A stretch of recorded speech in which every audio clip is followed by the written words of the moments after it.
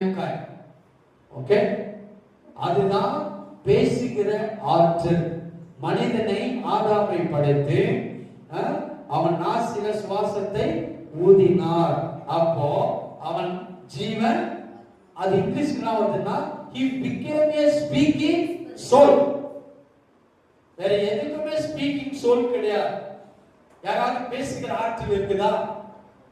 யாருக்கும் கிடையாது. ஏன்னா அதெல்லாம் தேவனுடைய சாயல் இல்லை. காட்ஸ் இமேஜ் கிடையாது, காட்ஸ் லைக்னஸ் கிடையாது. God likeness given to only mankind.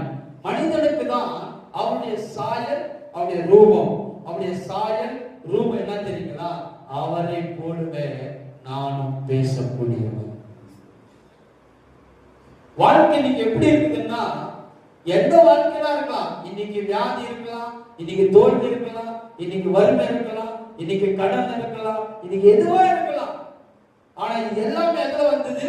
நீங்கள் பேசின வார்த்தையினால்தான். நல்லா புரிஞ்சுங்க. ஆனா நீங்க நல்லா இருக்கிறீங்க, வெற்றியா இருக்கிறீங்க, சுகமா இருக்கீங்க, ஆரோக்கியமா இருக்கிறீங்க, நல்லா நன்றா இருக்கிறீங்க, அதுவும் கூட நீங்க பேசின வார்த்தையில தான் இருக்கு.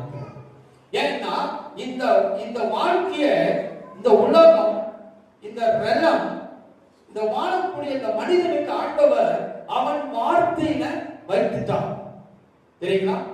அதான் நீங்க பேசுகிற வார்த்தை வைத்துதான் பிசாசு வேலை செய்வான், தேவனும் வேலை செய்வான். அப்போ பிசாசு நல்லா தெரியும் தேவன் எதுல செயல்படுறாரு? வார்த்தையில. அதுதான் இந்த வார்த்தை கேட்ட உடனே பிசாசு வந்துருவான். கேட்ட உடனே வரான், உடனே வந்துருவான்.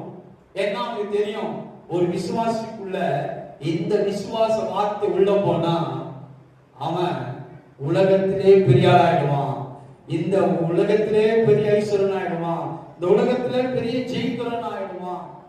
The word comes to your life, you will become a greatest successful man.